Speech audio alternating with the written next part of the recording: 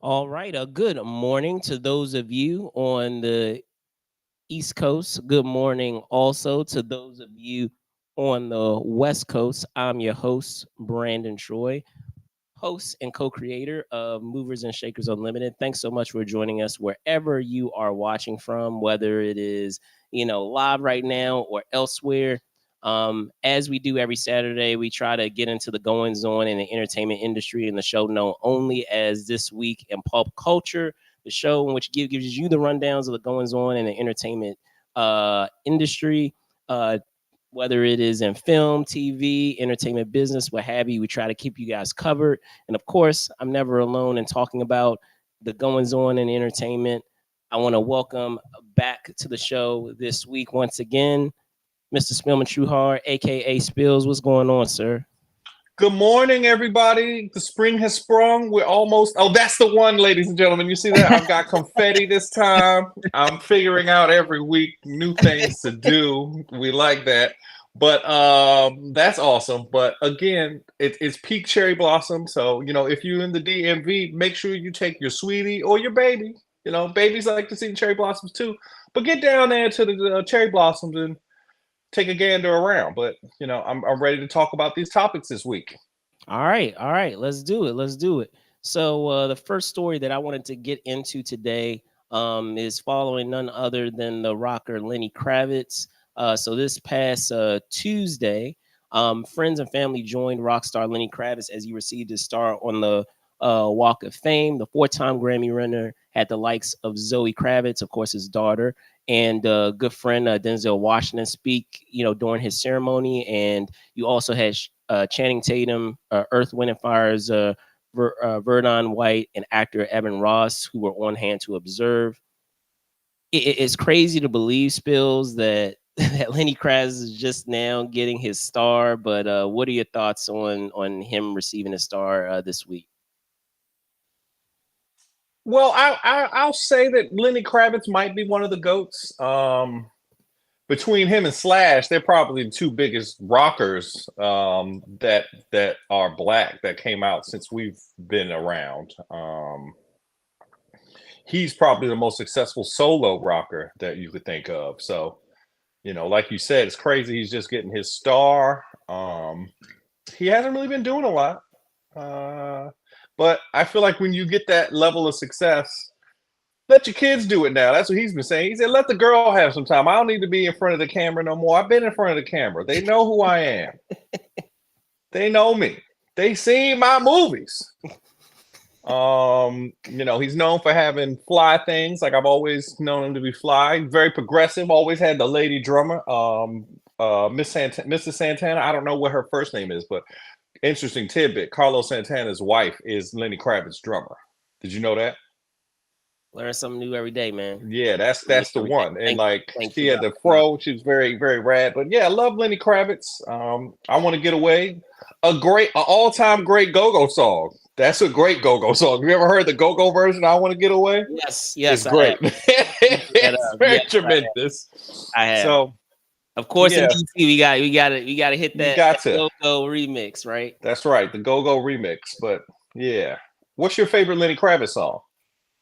That's up there. If you want to go my way, like I love that song. I think that one is the one. Yeah, Um, that's the one. man, like like I said, it's just crazy to think that he's just now receiving his star in the Walk of Fame. I know we've been talking about it here on the show in prior weeks of other stars that have received theirs, and I know it starts to sound like a broken record. Like they're just getting the star, they're just getting the star, they're just getting the star. But like, man, like even among the other folks that we have, discussed that have recently earned their star, he should have gotten it before them, like some of the other people that we discussed here in the show prior. So um uh iconic musician, iconic artist. Also, thank you for Zoe. Thank you. I can't thank I you don't know, man. I thank him for Zoe. enough. But there be times where Thank she you look and she gives enough. a Lenny face, and I'd be like, "Oh no, you look like your father."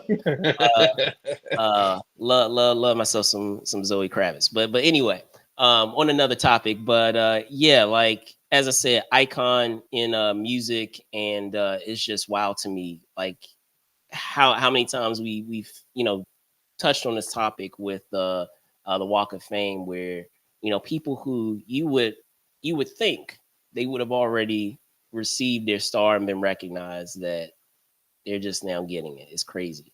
But congratulations to Lenny Kravitz again, getting his star this past Tuesday. So let's hop into the next story. And this is a bit more, I guess, slightly more of a somber one. And this is regarding Olivia Munn. Um, Let me see if I can pull up her message. But as you can see in the title, she recently revealed that she had been diagnosed with breast cancer, and she made the reveal on her IG. I'm gonna see if I can bring up her IG right now, so you guys can get uh, a look here. Apologies, guys. Sometimes technology is a little wonky, but here we go. But yes, on her IG, she made the reveal that she had been diagnosed with breast cancer, and this was this past Wednesday. Um, she revealed that she had learned of her diagnosis a few months after a recent mammogram that she had, and it's always unfortunate, when you're hearing a lot of folks that have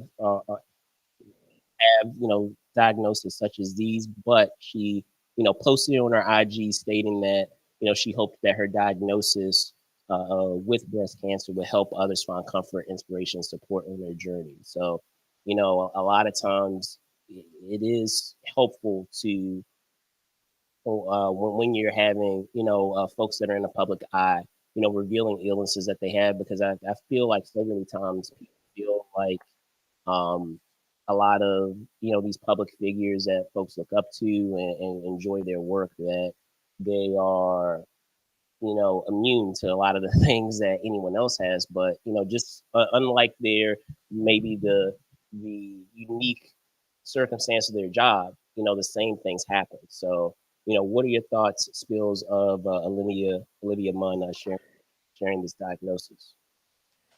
Well, obviously cancer sucks. We're hoping that she makes a speedy recovery. I'm sure that you, like I, and many other people that listen to this broadcast have dealt with loved ones and family members that have battled cancer. We hope that she gets better. I do know that they do have more new technologies, like the hormone therapies, and the hormone therapies that they're using nowadays are just lifesavers. And it's just hopefully she can pull through and everything will be okay for her. Obviously, when we talk about stuff like that, we think about, like, people's careers and everything. And at this point, we're not focused on that. We want to make sure that Olivia is healthy. We've all I've been a big fan of her since the G4 days. I've always been Yeah, a big fan of Attack of her the work. Show. Attack of the Show. Yeah, I mean, she's I know a lot of people, may recognize her with a lot of the stuff that she's done as an Psylocke. actress, Yeah. after the fact. But that was what I remember, catching her in all the time was, of course, Attack of the Show, that she had way back in the day. So Yeah. and then of course she went on to do like X-Men, and what is Hmm. it, the most recent, I guess, film in the Predator franchise, Predator, the Predator, I believe it's called. Um, Yeah. but yeah, just wishing her, good vibes, all those things, and Yeah. hoping Speedy recovery. that she's able to, that she recovers. Um, all right, so getting into our next story. This past Sunday, of course, we did have the Oscars. So I wanted to be able just to touch lightly and do a brief, recap on what happened this past Sunday, just to give you a little bit of some highlights. of what went down among the winners this past Sunday. Of course, we had Oppenheimer that was top among the winners, winning 7 Oscars, including Best Picture, Best Director, Best Actor, Best Supporting Actor, Best Original Score, Cinematography, and Film Editing. Poor Things is Emma Stone. She won her second Oscar for Best Actress. Going down the line further, we had the UK. It earned its first Oscar for Best International Feature with the Zone of Interest from A24. We also had a first for Ukraine as the 20 days in, and I apologize if I'm butchering this, but 20 days in Mariupol was the first film out of Ukraine to win an Oscar, and it won for best documentary feature. Going further down, some of the highlights where we had the wonderful story of Henry Sugar earning director Wes Anderson his first Oscar for best live action short. And again, apologies if I'm butchering a name, but Hayao Miyazaki, who earned his second Oscar for best animated feature with The Boy and the Heron. I know a lot of people were, disappointed that Spider-Man won, but if you had a chance to check out The Boy and the Heron, I highly recommend it. It is a terrific film. Going further, into some of the other highlights, we had the best original song Oscar going to Billie Eilish and O'Connell. It's their second win after composing the James Bond theme song "No Time to Die." And then we had Ludwig Göransson, who many people may recognize from as the composer for Black Panther. He earned his second win for best original score for Oppenheimer. So just to go down some of those lists, I know there were a couple of things that I remember you had mentioned, Spill. You were having as an expectation of some of our winners. A lot of the folks that that I anticipated would win did win, but I know that there was one misnomer there for you for one of the acting awards, and maybe I don't know if you had any thoughts on that or if there were any surprises for you. That's right. Lily got robbed. That's right. They said it. They robbed Lily. They didn't even nominate Barbie, and then they robbed Lily, and that's terrible. How dare they? But it's the Oscars. We know that they don't give performances by minorities oftentimes awards. So that's a soapbox, and we don't do soapboxing on this podcast. But Lily lost, and we're sad. And I expected her to win, but you said Emma was going to win, and you were pretty much right. So ladies and gentlemen, let's do this. Yay! Brandon was right. Yay! Get it? Come on, get it, robot. Well, while he's getting the robot there, Yeah. for Lily, while it is, unfortunate that she didn't earn the Oscar win, the only reason why I anticipated that Emma would win, I don't know if you had a chance to see the film, but like that was a She role. carried the film. What's that? She carried the film. I mean, she carried the film, but if you really look at the movie, like she went there, like she bared everything emotionally, physically, like in doing that role, and to have the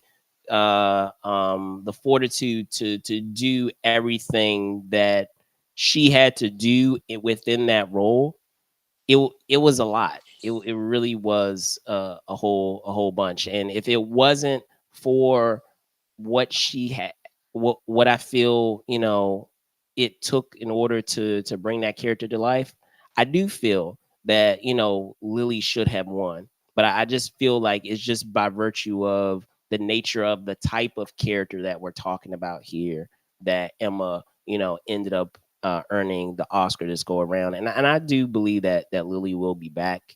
I've seen her in other things as well, and she always brings it. So I do believe that she'll be back, and will turn in another, outstanding performance. There were a lot of things that I did outside of some of those snubs that we were talking about. As I said, I mentioned Spider-Man a little earlier, how that didn't win, animated feature didn't win, and similarly, I feel like it was neck and neck. It was a tight. I feel like it was a tight race between those two films. Out of all the nominees that you have for best animated feature, I feel like it could have been a toss up between those two films because they were, equally great.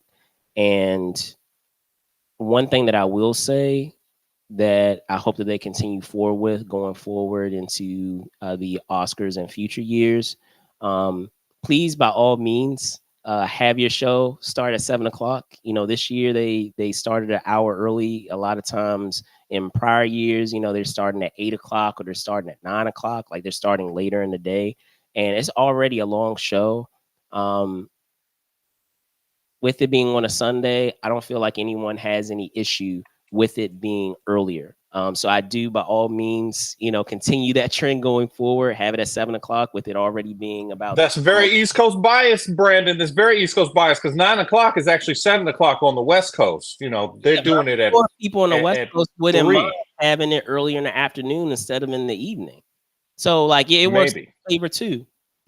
But they got to get those viewers. If you could start the show in the middle of the day instead of having to wait and have like the stress of if you could imagine, you're being nominated for one of the awards and just waiting and waiting and waiting and waiting is way more stressful with you just having the show earlier, getting it out the way and moving on, with the night. Because at the end of the day, like I'm sure outside of, while I know it's important to for them, a lot of those that are nominated to get recognized and of course win. If you don't win, then the next thing that folks are doing is that they're partying for the rest of the night, right? So like you have the rest of the night, to let loose, while you outside of the commitments that you have with that award show. So one other thing that I did like that I hope that they continue to do going forward is with a lot of the acting awards, they had prior folks that had that were up for the awards in prior years, announce or present the nominees for the current year, which I thought was great. I like the idea of kind of passing the torch, so to speak, that they had with peers highlighting the work of other peers. I thought that was really, really great. So I hope that they continue that component of the show. And they did have some cool, funny bits, like the whole Batman thing. I don't know if you saw that, where they had Danny DeVito and and Arnold. There he is. He's right there. Defeated me with love. He threw me out of a window. Yeah, that was great. Having a little bit with Michael Keaton. Of course, also the bit with what's his name? With with the Barbie song with Ryan. I couldn't see that scene. I don't know who that was in that scene. There was just a blank podium during that scene. I don't know who was in the scene at all. I couldn't see anyone. Oh, really? Okay. Yeah, it was totally blank.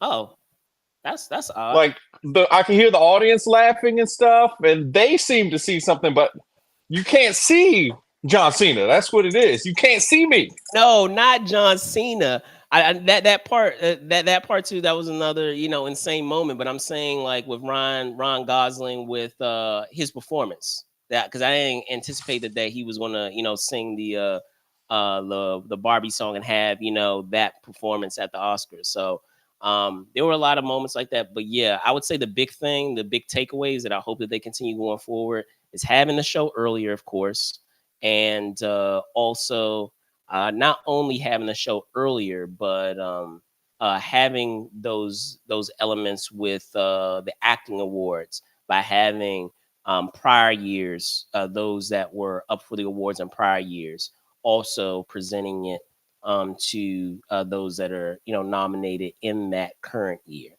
But I don't know if you have any like last final thoughts, Spills, before we Just hit. that you can't see me. That's what I was saying, and you didn't even get it. And that was perfect, actually, ladies and gentlemen.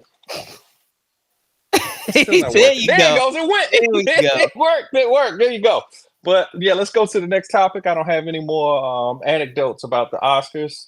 Lily didn't win all of the. I like my movie, and in my heart of hearts, it was a 3 hour movie. The voters are human beings, and don't nobody want to see no 3 hour movie. Fair enough. All right.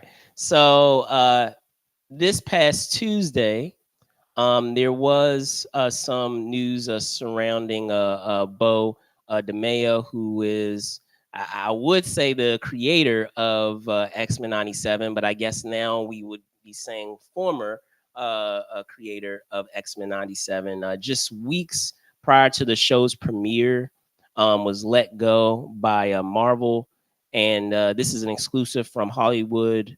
Hollywood Reporter. News broke that that DeMayo had abruptly parted ways with Marvel. Now, no definitive reason was given as to why this parting of ways between DeMayo, excuse me. I don't know why I keep saying Mayo, but DeMayo had parted with Marvel. I know that there had been some alleged reason that it had to do with an OnlyFans account, but there had recently been an update from Brad Winderbaum, who is the head of streaming, television, and animation at Marvel Studios, who had addressed the matter just yesterday, and this was in a conversation with Entertainment Weekly.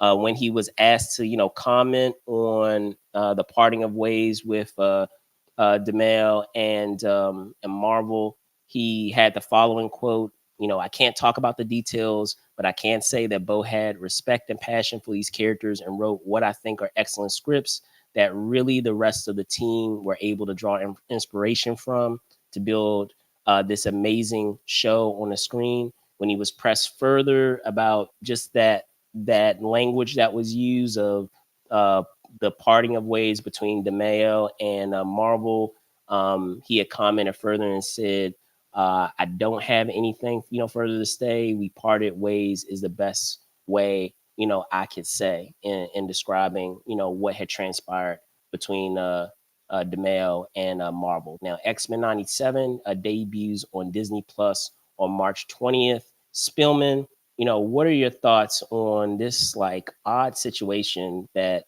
we have with the show creator of the series, and it's just like within the week of the premiere of something that a lot of people are looking forward to, but more importantly, Marvel has a lot riding on. I'm very, it's interesting that they fired him right now. But the scripts and everything are already written. So if the script's already done, you can find a new writer before the next season's due. So, I feel like losing a writer before a show premieres kinda is bad, but it's already in the can, so that doesn't really hurt. Um, but I do know working with a company like Marvel, who's owned under an umbrella like Disney, they have certain things there's certain things that you can't do in your personal life while also associated with those kind of brands. And unfortunately, our corporate overlords do run our lives. If you want to collect a check from your corporate overload or overlord, you can't do certain things. You can't do certain things. Like, you can't work for certain kind of lobbies and do anti-lobbying kind of things. And it's unfortunate, but that's just the nature of the beast with these kinds of industries, unfortunately. But I like the work that he did on Moon Knight. He was good on Moon Knight. That was a very interesting show. I like some of the more non sequitur Marvel shows that have come out. Like I know a lot of people want to have the bang bang shoot 'em up kind of like right by the number shows, but like as someone who's very into comic books and stuff, the monthly comic books that you read are not like the ones that you see on the movies. Like the movies are essentially like the big arcs, and I feel like they did a good job with that. In Marvel is doing the TV shows would be more like the periodicals where it's coming out. So we got to come up with a new idea every month. So some of these is going to be weird stories, and that's okay. So he was good at writing those kind of stories. He didn't paint by the numbers with things. But remember this, ladies and gentlemen, the internet lives forever. You could put something on the internet and it can still follow you. So you got to be careful with what you put on the internet because people will find what you did. And, it's sad to say that you can't work some places and do certain things, but that's the way of the world. You cannot work some places and do certain things, unfortunately.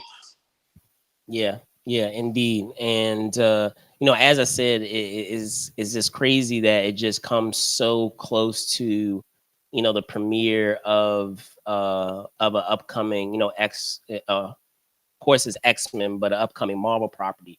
As many folks have known, over the course of this time, especially during the pandemic, for a long time, Marvel was batting close to 1,000, and in the past few years, that hasn't been the case, and I feel like they've kind of been able to rest on their laurels or kind of ride, the goodwill that they have, created for themselves, up to the Infinity War saga. So there have been, don't get me wrong, there have been a couple of terrific films in there, but they've been far and few in between, where normally you expect a certain quality when it comes to Marvel.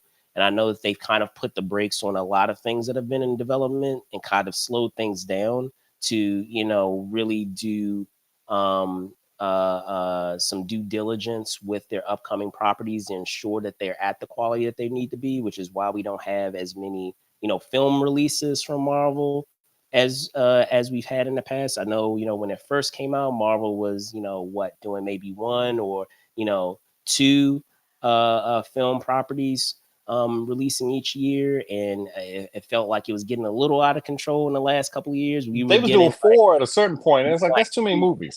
It was a lot. It was a lot, and a lot of times when we're talking about Marvel, Marvel are events, and you can't really have an excitement for an event when you kind of dilute it by having too much of it, and when you are highlighting maybe just a couple of projects a year, it allows folks a little breathing space to be able to look forward to the next project, but it also allows you time to really focus on each of those those fewer projects versus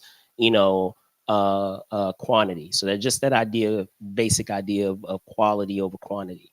I will say it has been fascinating in talking about this particular property that Marvel has. How you have something this odd happen close to a release, and then also I don't know if anyone else noticed that. I don't know if you noticed this, Bill, which is something that you see sometimes, that immediately after news had like broke about this situation, they had dropped like a whole bunch of like featurettes and clips, and I'm like, oh, I see what you're doing now. You trying to like divert people's attention from like the spectacle. They taking that off the top of that page. They're taking the news off the top of the page. Let's just flood this page so we can get it off the top of the page. No, don't look over here. Look over here. Look at all this. It's like when you get in the breakup. You're like, oh no, you're gonna see a lot of travel pictures. I'm gonna be out cheer. You're not gonna see me be sad. I'm gonna be in the club. Post it up. You're gonna see me. I'm not talking about that. I'm saying like Marvel in and of itself released a whole bunch of content from the animated show, which I don't believe they would have released or dropped. That's what I'm saying. Yeah. Bury it on the search. So it'll be hard to search. That's what you got to do. Yeah. So That's search optimization. That's the industry term, Brandon. Search optimization. oh, We're I got you. optimizing the search Got you. so that you can get down the list on the search bar. We're gonna make you 2, maybe even 3 or 4. If we get you on the 3rd or 4th page when you got real salacious news, that's what we want to have. That's what we want to have. We don't want to have it on the top of the page. Of course, of That's course. right. So with that being said, I mean, those are my thoughts on it. I don't know if you have any final thoughts before I we, just, you know, again, ladies and gentlemen, if you work somewhere, you may think that you are more important than that place that you work at, but you are not. If you start embarrassing your corporate overlords, they will bury you. And that's what they'll do. They'll say, we fired this person, and then they'll bury you under a bunch of featurettes that you worked on. And, you may get credit for it, you may not, because they already technically paid you for that work. So it is what it and a lot of is. times when you're getting paid for that work, which a lot of people, fail to understand is when you're signing, a lot of these contracts, even though you did the work, there's a stipulation in there that that work that you did while you were working for that It's employer own holy. is theirs. It's own holy. So That's right. It's wholly owned. that part. Mhm. But moving on to our next story, and it was interesting to have this release this week because I did anticipate that we would very soon get this trailer, and that's for none other than the remake of The Crow. So this past Thursday, Lionsgate dropped the first trailer to its remake of the 90s cult classic known as The Crow, starring Bill Skarsgård in the title role, made famous, of course, by the late Brandon Lee. The film sees Eric Draven go on a path of vengeance for him and his soulmates for their murder. Now, discontinuing forward, due to the circumstances of what happened to him and his soulmate Shelly. Eric, played by Skarsgård, is given the chance to save his true love by sacrificing himself. He sets out to seek revenge, as I said, on his killers, traversing the worlds of the living and the dead to set the wrong things right. Now, we did get a trailer, as I said, this week, Spills, and provided us a look at this remake. What were your thoughts on what you saw? Well, I'm interested in this. This is one. This is another in the line of properties that we didn't ask for. That's just coming back out, and we're excited for it. Um, you know, um, I'm interested in it. It seems a little bit more metal or gory than the original, but I think that that's also a side effect of 30 years of technology coming out. Like, I don't think that they could have done, I'm about to say this, ladies and gentlemen, but I don't know if they could have done with practical effects shooting Brandon Lee the way that they do in the trailer of shooting Bill Skarsgård. And unfortunately, that was very true in real life. So, I'm interested to see what this movie does. Like we were talking before we started, I don't think that there's a lot of Skarsgårds out here in the world. That there are many Skarsgårds. They're the I guess Norwegian Helmsworths. We can call them that. We can call them the Norwegian Helmsworths. If they're from Norway, I don't know. Scandinavian, that's what we'll call them. Scandinavian, because that's the general area. The Scandinavian Helmsworths. But to me, Alexander's the best Skarsgård. What's the best Skarsgård to you? So we've already had this. We've already had this conversation, Spills. But I appreciate you trying to bring it up live here. But it's not going to change by virtue of the circumstances. And so I would say it's a toss up between Stellan and Bill, who we have here, playing in this role. Stellan, the patriarch, of course, has put in, some, incredible performances over his filmography, and even among the films that Bill has done, where he's been asked. We keep forgetting this is not the first time that he's been called upon to do a role that is iconic. And I know the film hasn't come out yet, but just based off of what I've seen thus far, in what they've shown in the brief glimpses of the character in the trailer, I'm looking forward to what he brings to the character of Eric Draven. But in mentioning, him doing other prior iconic performances, of course, he did the role that was made famous by Tim Curry, who many people believed, would never be topped. And it's not to say that Tim Curry's performance isn't outstanding. It is, as Pennywise. But Bill definitely brings a unique element in his portrayal of that character as well. And the franchise would not have worked if you did not get Pennywise right, or get it portrayed effectively. And so much of that film rides on the performance that you have with your, I think you were talking about it offline, with your monster. And don't get me wrong, there are some special effects elements that happen, but a lot of those things, I don't know if people are aware of this, Bill can actually do on command by himself. Like the way that he, what he does with his eye, of it like going, becoming lazy Oh, and going making white, it wonder. like, he can do that on Yeah. command by himself. His choice to salivate, like as if he, as if he's like salivating over a food. That was a choice that he made. The look that he gives as Pennywise with that smile, he can contort his face that way. That is not a special effect. He can do that himself on demand, on call.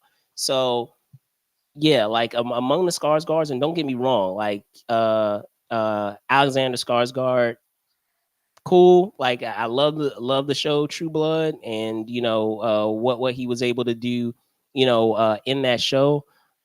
But like, to, as I said, to be able to hop into roles that you already have, you already have a lot of naysayers um coming at you based off of you taking on a role made famous by someone else, and for you to step in to a role and make it your own, that really is a testament to your abilities as an actor. So, and I didn't even take it this far. From what I understand, they're also doing, and I don't know if you're aware of the spills, they're in the process of doing a television series as well about that town. What is it, Derry? And Dairy. they wouldn't they Dairy Maine. yeah, they wouldn't be doing it if it wasn't for the performance that was put forth in those two It movies. If it were not for the success of those two It movies, and people really, enjoying the performance that Bill had put forth as Pennywise, we wouldn't be getting all this other, sideline extra content of that same world.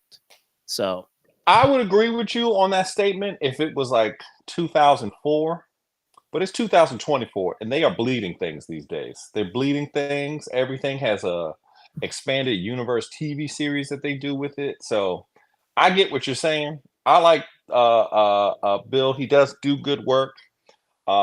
Personally, I feel like movie monsters do not really show acting range to me. But I think that there are some instances where people do have acting range. Like the one that stands out to me famously is Arnold Schwarzenegger being the Terminator. Like he made that oh, okay. into I thought you a were gonna say actual. Robert Englund as Freddy Krueger. No, because Robert Englund hasn't done anything other than be Freddy Krueger. That's not a great example. That's a terrible He's done other example, stuff. actually. He has done other He's stuff. done other stuff, but he ain't never been on the front of nobody's thing doing anything but Freddy Krueger. That he's just Freddy Krueger. That's what he is. Just like some actors are just what they are. But like I think that most of the time when it comes to horror, like you know, you already look scary because we put you in this big scary costume and we got you becoming a monster. That's not hard to do. I don't feel like that's very hard to do. So we'll see the Crow and see if he can capture it. But honestly, if we're being honest, the dad is the one that could act. The dad is the one that can act because the dad is a villain in a lot of stuff. He's very scary. He does a lot of Most recently, most Scandinavian. recently, of course, in Dune, we saw Patriarch, we saw Death, Skarsgård in Dune. For those of you Yeah, that are yeah. not aware, but in commenting further on what you were saying about uh monsters and doing monsters, I understand where you're coming from in that if you have certain elements that further assist with your performance, you can have that perspective. Like if I'm thinking of examples where maybe the character is CG, or maybe you're in a suit, that's a whole other skill set, which is a skill set that is unto itself quite incredible. So it's no a slight against that of those that do a creature work of being in those creature suits, because that is a skill upon itself. But if I'm talking about just the idea of, if you're able to do elements of a character without the assistance of any special effects, where most people are assuming you're that special effects is helping you, that says a lot of like your talents as a performer. Now, I know you were talking about a little earlier, you were talking about how this crow is really bloody, and or that I think when you had said that you had watched the trailer, you had mentioned that it was really dark, or was really gruesome, and I only reason why I would say I would respectfully disagree is that if people look back on the OG Crow film, the OG Crow film is just as brutal, is just as dark as this film is. I think it's just by I think the only reason why you're getting some folks saying that this is a lot darker and a lot more brutal is just by virtue of the aesthetic that we have, with the use of color. In the original film, a lot of those colors are a lot more muted. So like things color wise are a little more bland, but in terms of the subject matter, in terms of what happens to Eric and Shelley, of the crime that was committed against them, it was really, really brutal.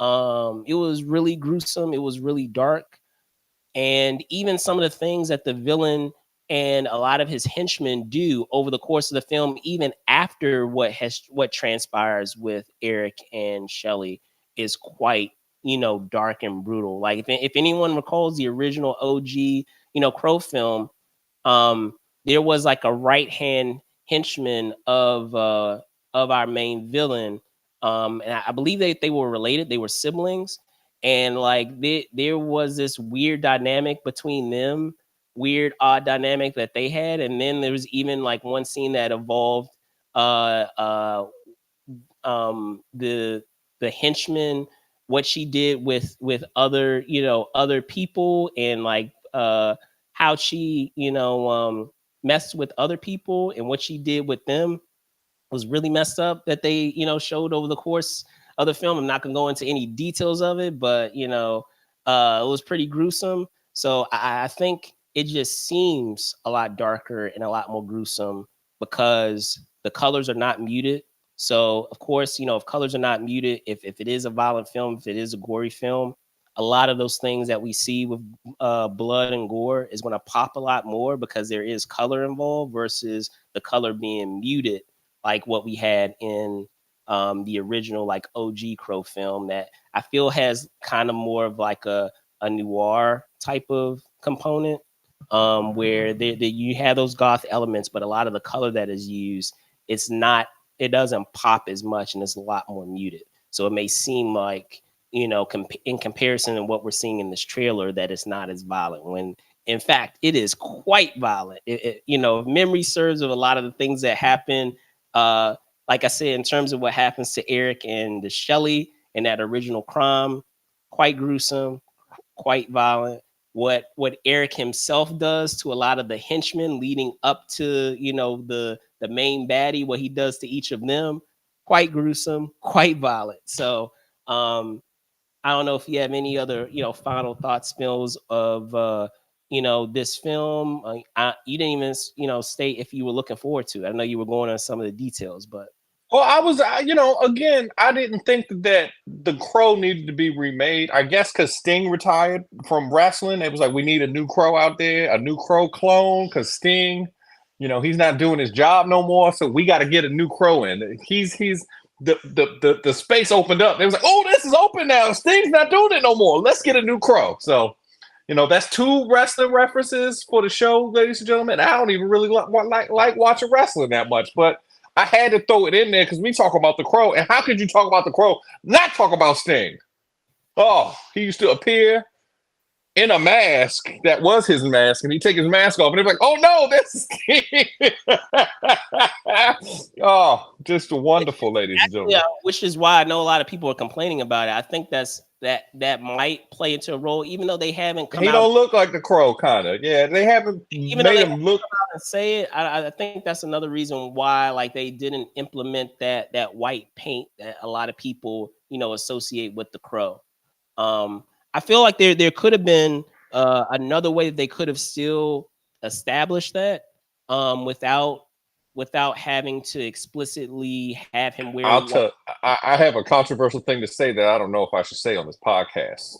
Mm, okay. I don't know how to say it on the podcast, but Oh, this yeah. time the guy, I'm not gonna say it. I'm not gonna say it. We're gonna leave that out. We're gonna leave that out, ladies and gentlemen. All right, cool. But I'll tell you afterwards, Brandon. I'll save that one for afterwards. We'll talk about it as friends. We won't talk about it on the air. But wow. I have a reason why.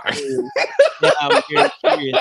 But what I was gonna say is I feel like you still could have captured how pale like the character's skin was. I mean, if the character is dead, of course, you could still capture that idea of being pale, like extremely pale based on the circumstances of the character in essence being dead. So like I don't feel like you need to incorporate, you know, just the white paint in order to effectively bring the character across. I know a lot of people are also having issues with the hair. I don't know if you explicitly saw. He don't look like it. He looks like Machine Gun Kelly or somebody. I don't know who he's supposed to be. That ain't the Crow.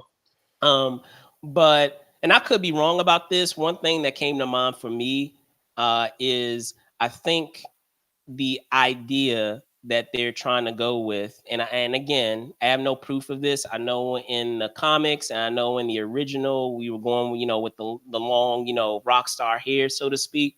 But I feel like they're going with that mullet look, and maybe this is me just grasping for straws, right?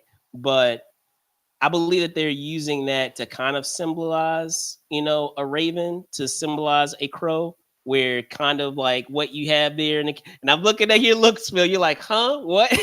Like, no, you know what it is? It's because they got a Scandinavian in the movie, and in popular culture right now, sure. You know, Scandinavian messed people up when he got that stupid, like, but almost a shag type haircut. If like what you would have like with the crow, with the raven, of how it will look if based on that hair, of how it being like, you know, cropped up, so to speak, that is like a bird. It's supposed to, similar to a bird, or like symbolically supposed to be like a bird. I don't know. I could be wrong.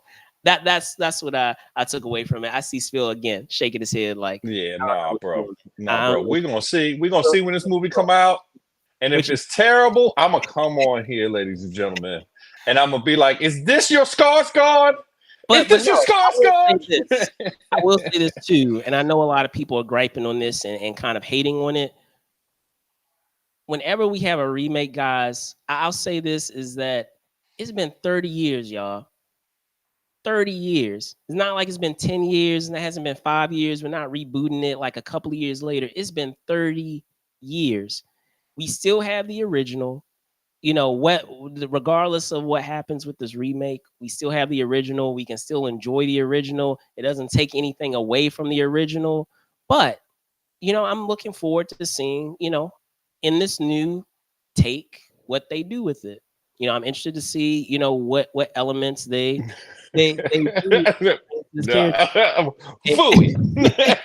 so, so filming disagrees with me, but I'm sure there are folks out there that have an open mind and agree that, like, We're regardless, gonna make a side podcast. We're gonna make a side podcast, ladies and gentlemen, and we're just gonna be like, "Who asked for this?" That's what we're gonna say. Who asked for this? Just know That's what that we're gonna say. always have the original. It doesn't never whenever you have a remake, it never takes away from it.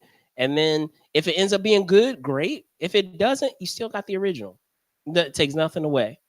But at the same time, it provides an opportunity for, if anything good comes out of it, even when remakes are not good, not to say that it won't, but in cases when it isn't, another good thing that comes out of it is that the property gets introduced to a new generation, and if they see that for better or for worse, whether it's really good, whether the remake's really good or not that good, if it's really good, then it encourages the new generation to go back and see, oh man, let me check out the original and see how it stacks up to this remake.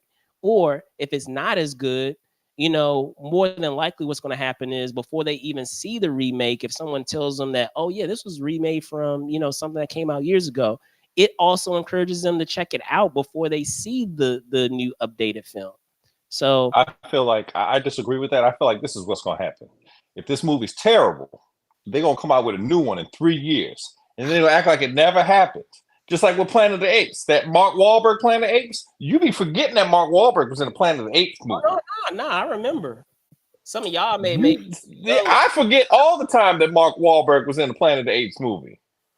Yeah. Until somebody starts making Michael Jackson memes and they use the lady monkey from the movie. And it's like, come on, man. Don't make Michael look like a monkey. That's borderline, a borderline situation. You can't deny. I remember seeing that in the movie theater. People, every single time, it wasn't supposed to be funny, but they saw that makeup and they were laughing. People were dying. Yeah, it was bad. It was bad. But that's what I'm saying. That's what I'm saying. And then they just come out with a new one and act like Skarsgård wasn't even in the movie. They be like, we know we didn't have no face paint on them. We got Sting in this one. Sting's actually in this movie. If they get a Sting cameo, I'll forgive them.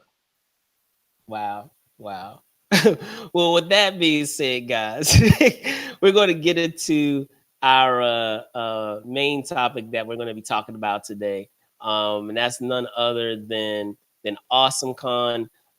As you guys well know, we had AwesomeCon happening last weekend. It was the 11th AwesomeCon here in DC, in the nation's capital. Again, just to give you kind of a breakdown of the show, it was founded, of course, by Ben Penrod in 2013. It's a convention that is a celebration of geek culture. It brings over 70,000 fans from across various, fandoms and comics and movies, television, toys, games, and more. Spillman, I know, which was surprising to me. I understand, when you came and did the show last week, it was your first AwesomeCon. So, I'd love for you to share, what that experience was like, going to your first AwesomeCon. Well, ladies and gentlemen, I had a wonderful time at AwesomeCon last weekend. It was beautiful. Everybody's costumes were great. We visited some of the vendors and checked out some of their wares and different things. It was very cool. I just, I was really interested. I've been interested in going to some cons. You've heard Brandon telling me about cons we need to go to for this cast, and I've been a bit coy, honestly. I've been trying to get Brandon to. Yes, you have. I've been coy. Let's call a spade a spade. I appreciate the honesty. I have been coy about going. I've been like, yeah, I'll go. I don't want to, I don't know. I've been very coy, Yes. But I did. I put my foot in the water last weekend, and I had a great time. And I can't wait to go to other shows. We'll see what they have to offer, and that's very interesting. So, yeah, I'm very into it. So thanks for invited me. We got to see some meet and hang out with cool people, and I really enjoyed myself. So All it, right, it was awesome, good for awesome, man. me. I, Awesome. I I went to the con, ladies and gentlemen, but now Brandon has to wear a cosplay because that's what he did say. He said, if you go to a con, as he said in previous episodes, if you go back in the search history, look over here in the search history. And he said, yeah, if Yep, you go I got still, you back. I'll be one. I think he said he would be like, I think he said he was going to be Battle Rabbits Wolverine if I went to one. He was not dressed as Battle Oh, I Rabbits definitely don't Wolverine. remember the Battle Ravage Wolverine. I def I definitely don't remember that very specific cosplay. So, um, but with that being said, as I said, it's cool to whenever you go to a con, it's always awesome to be able to vicariously live through those that bring to any given show, whether it's a film festival or convention. So I'm glad that you had a great time. It's I'll be honest, it's just really surreal in with Awesome Con of just remembering where it started. And I've gone on come on the show and talked about it a couple of times of its infancy and how small it was its first year, and what it has grown out to be. It's so incredible and surreal because basically, if you guys know the convention center, the first Awesome Con, their exhibit hall floor was basically what they used for security check-in. Like that side room that's opposite of the game room was basically the whole exhibit hall floor. Like that was it. And then when they moved to their second year, um, it was so drastic how much it had grown from year one to year two. And I've had been on here, as I mentioned, who's the founder of Awesome Con, commented on it too, of uh how unexpected that growth was between years one and two. Like in year two they had moved upstairs, and not only did they have that downstairs area that we saw, or I should say that I mentioned from the first year, it had expanded from that year and actually also gone upstairs into the space that they had upstairs. Now at this point, they utilize so much of the convention, whether it is, as I said, what they have for security, which used to be the old space from its first year. They have a whole other separate room that they use just for their gaming. And I spent some time there. And then even downstairs, they have the downstairs allotted for their exhibit hall space, with all your vendors, all your artists, and your celeb guests.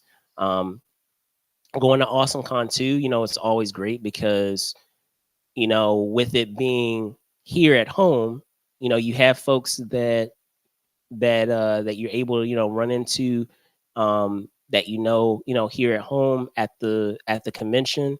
So that's cool. And then sometimes even when you have folks that are not, from here at home, a lot of times you're able to connect with them because they're coming into town for the show.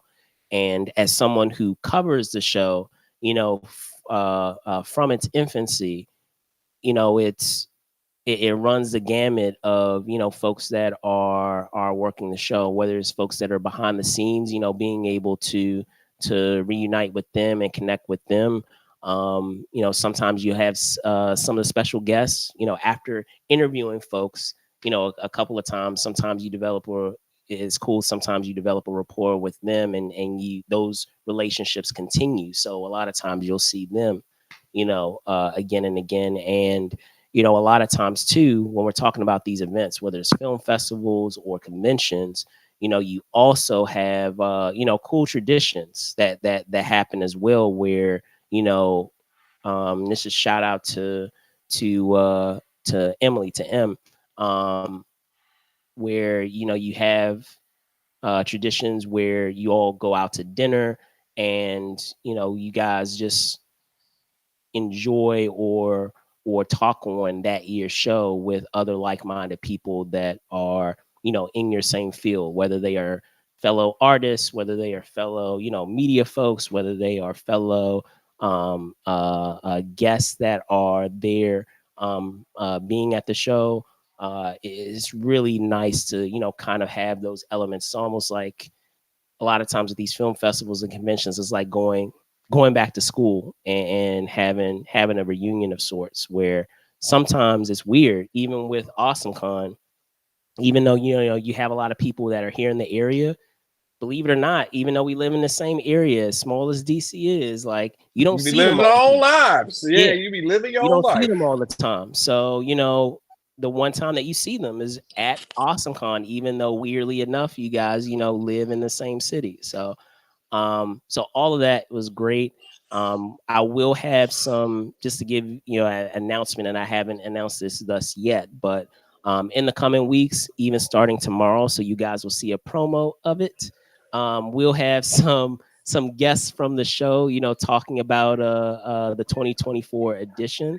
So be on the lookout for that. I should be, dropping that momentarily upon the conclusion of this show, of some of the guests that we will have, not just this weekend, but even going into next weekend. So be on the lookout for that. But Spills, did you have any, final thoughts or comments before we say wrap up?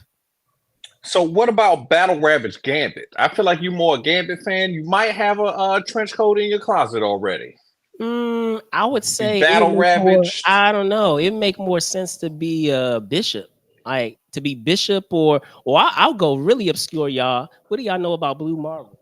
I may. Oh, there you go. I may rock the Blue Marvel. I may rock the Blue Marvel with the vest, like the modernized one, not the cape, but like the vest joint, the vest outfit that he has. I don't know, maybe. Hit him with that, that mini, the trunks mini mini vest. May hit him with that mini little trunk vest.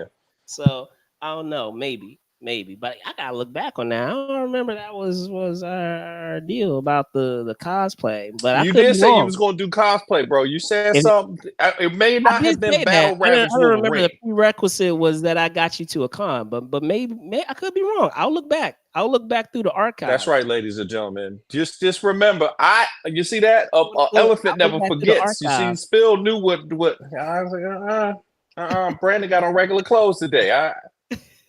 I see him.